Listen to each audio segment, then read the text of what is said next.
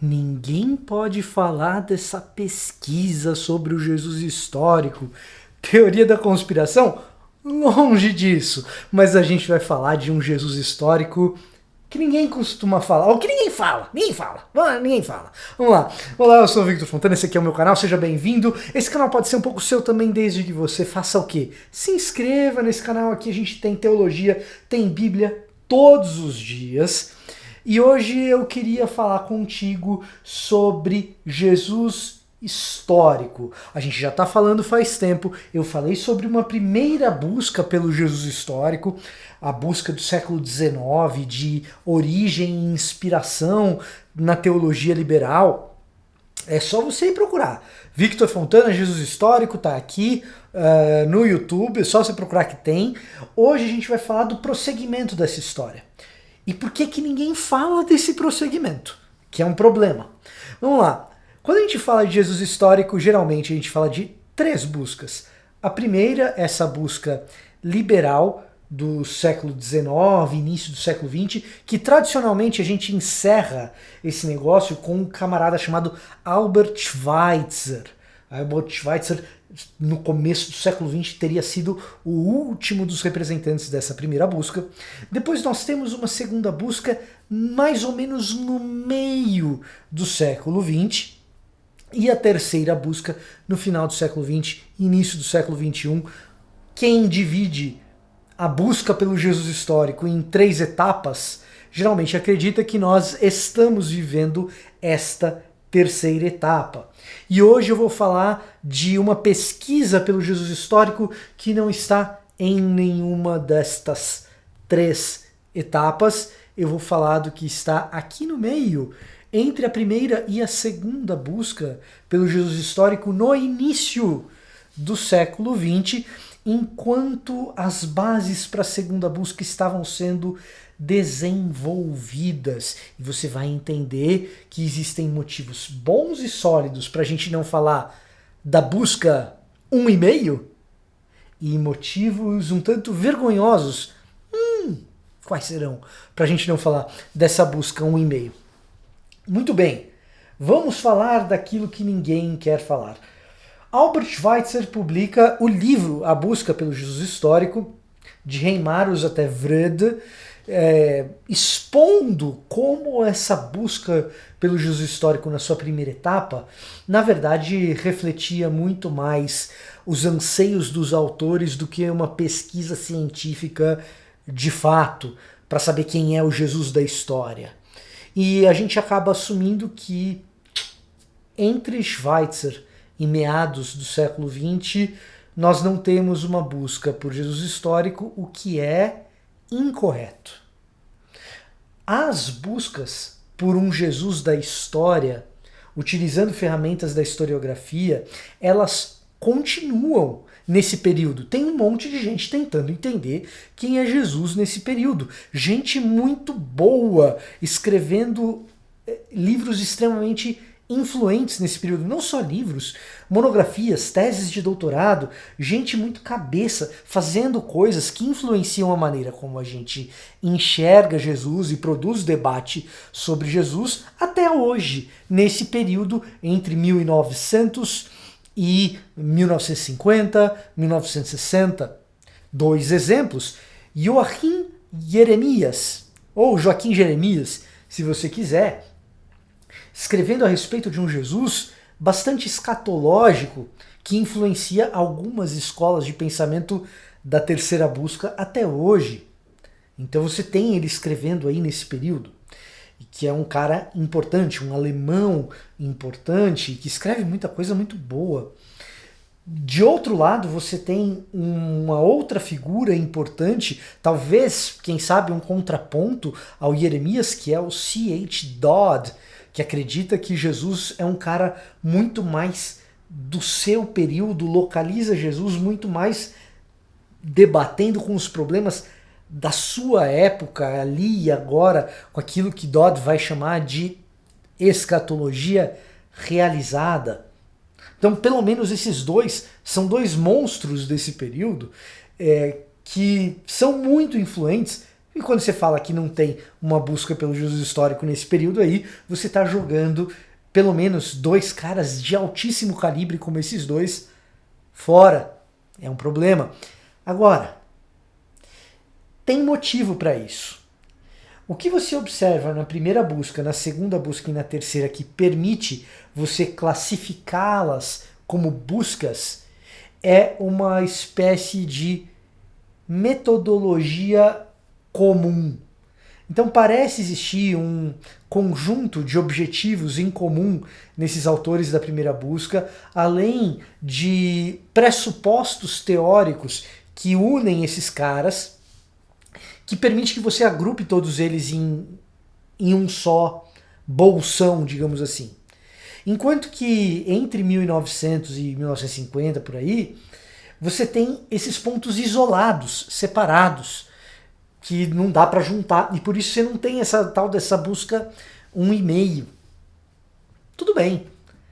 Mas qual que é então a busca que ninguém fala, que é a tal da busca 1,5? Porque tem um projeto entre a busca 1 e a busca 2, que reúne sim uma intencionalidade com objetivos muito claros e uma metodologia que não dá para dizer que é inexistente. Ela é espúria, ela é horrorosa, ela é nojenta, mas ela não é inexistente. Tem. Ela é falaciosa. Que busca é a busca 1,5? É a busca pelo Jesus ariano. Se você sabe o que é o ariano, você sabe que eu não estou falando do Suassuna.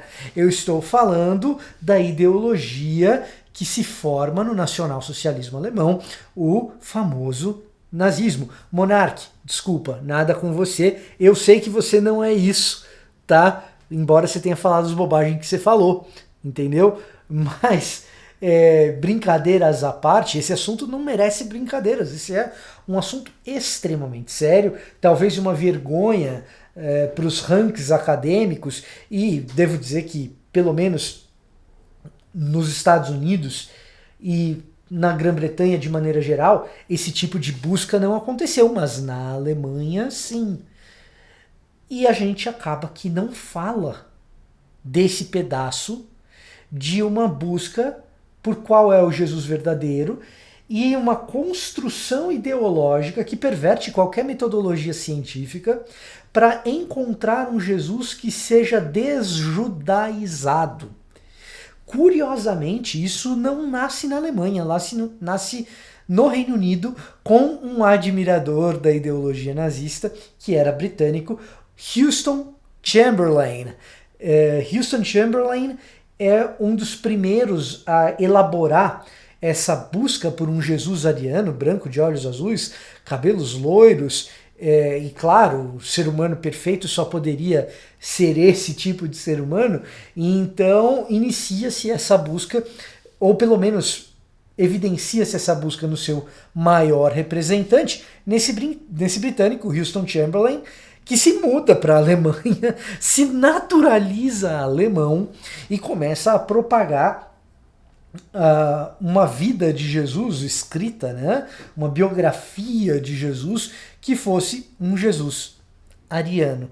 Eis a primeira metade do século XX, que tem alguns monstros no armário, que eu nem sei o que o YouTube vai fazer com esse vídeo aqui, mas enfim, tem esses monstros no armário, que o pessoal quer, varre para debaixo do tapete.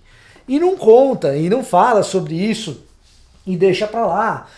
O que também não costuma se falar é que uma parte fundamental da metodologia utilizada para que se construa esse Jesus ariano foi construída lá no liberalismo do século XIX. Então o liberalismo do século XIX, com toda a sua maquiagem científica e nossa, nós estamos indo atrás do que é verdadeiro e tal, gerou uns probleminhas bem complicados para a gente resolver no século XX. O Houston Chamberlain encontra evidentemente eco na Alemanha em gente que acolhe as suas ideias.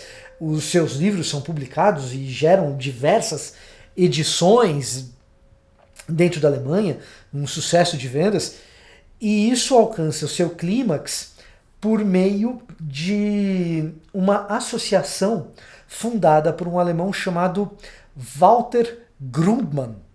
Ele, não confundir com Walter Brueggemann, que é o grande teólogo do Antigo Testamento, contemporâneo nosso, vivo ainda, um espetacular teólogo do Antigo Testamento.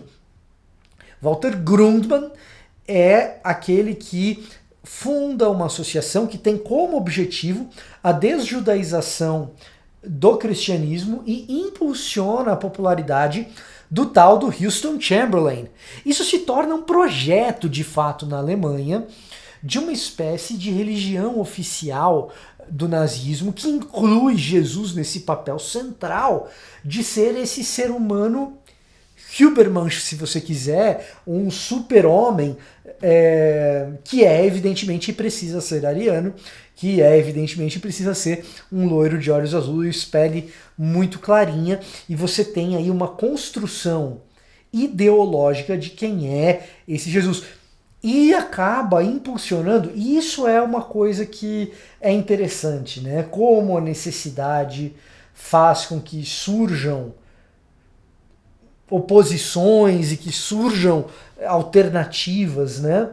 Quando você está diante de algo tão espúrio, tão nojento, tão...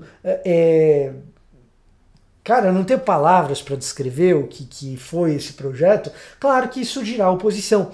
E começa-se a partir daí a buscar o contrário, um Jesus mais localizado na sua identidade judaica, inclusive por estudiosos judeus do período.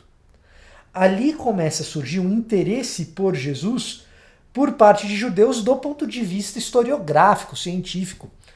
Talvez o nome mais relevante desse período seja o de Joseph Klausner. Joseph Klausner é alguém que vai promover esse tipo de reação.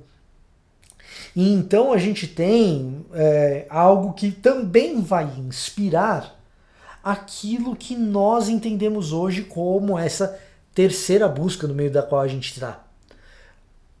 A partir dos estudos de fontes primárias de como funcionava ou como funcionou o judaísmo do Segundo Templo, o judaísmo do primeiro século, que tipo de judeu foi Jesus? Porque, evidentemente, Jesus foi judeu. Daí existe uma importância, que foi algo que eu tentei dizer quando eu estive lá no programa do Vilela, no Inteligência Limitada, e a inteligência lá é muito menos limitada do que o tempo. E embora muita gente brinque que o programa é enorme e não acaba, você não consegue falar tudo o que você gostaria de dizer.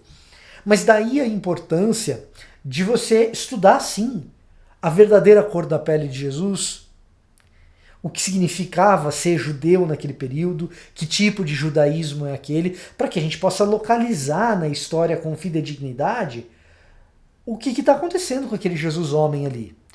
E até mesmo tentar impedir o uso ideológico dessa figura, que é uma figura espiritual e religiosa para nós cristãos confessantes, que é o nosso paradigma ético moral, além de nosso Senhor e Salvador por meio do seu sacrifício na cruz e a sua ressurreição ao terceiro dia.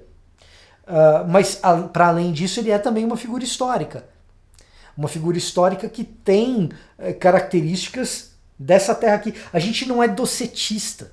A gente tem que perder esse hábito gnóstico, docetista, de imaginar Jesus como uma figura fantasmagórica que é só Deus. Não, ele é homem também, é homem na história, né? E então, até mesmo para evitar esses projetos ideológicos completamente desmiolados, nojentos, que nos provocam náusea, né? Até mesmo para evitar essas coisas a gente precisa localizar de fato Jesus na história, e Jesus era judeu. Daí nós temos essa busca 1,5 pelo Jesus histórico que raramente se comenta. É difícil você ouvir alguém falar dessa etapa da pesquisa que houve, que existiu, talvez por considerar pseudo-historiografia, pseudociência, meramente estudo ideológico, a gente queira deixar isso para lá. Mas, quando me perguntam sobre riscos do liberalismo, etc., tem que colocar essa na conta do liberalismo, porque isso aqui é herança lá do Ferdinand Christian Bauer, do próprio William Wrede, do Ferdinand Weber, principalmente. Então, a gente precisa, sim, apontar para esse negócio. Tem um Jesus histórico que ninguém te fala, que é essa tentativa de construir um Jesus bonitinho que agradasse o Reich, que agradasse o homem do bigodinho debaixo do nariz, que agradasse o homem do penteado mais ridículo da história humana, que agradasse aquela figura patética que algumas pessoas insistem em gostar até os dias de hoje e gostar de gente parecida com ele, o que não me entra na cabeça, tá bom? Goste de gente parecida com Jesus, é melhor. Né? Para isso, estudar o Jesus histórico também ajuda, certo? Bom, se você gostou desse vídeo, e tem muito mais que você pode aprender como lendo, e eu indico literatura aqui na descrição desse vídeo tem bibliografia para você entender melhor esses assuntos que eu acabei de explicar. Então você pode conferir aqui na descrição.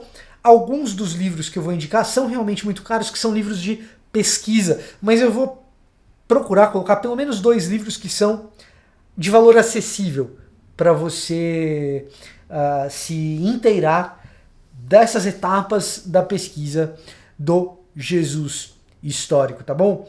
A gente vai continuar com essa série. De tempos em tempos aparece um vídeo aqui dessa série, tá bom? E talvez eu até elabore uma playlist aí para vocês com os vídeos que já se passaram, esse vídeo aqui também. O que eu tinha para dizer hoje, acho que era isso. Gostou desse vídeo? Deixa o seu like, compartilha ele com alguém. Eu vou ficando por aqui e até a próxima.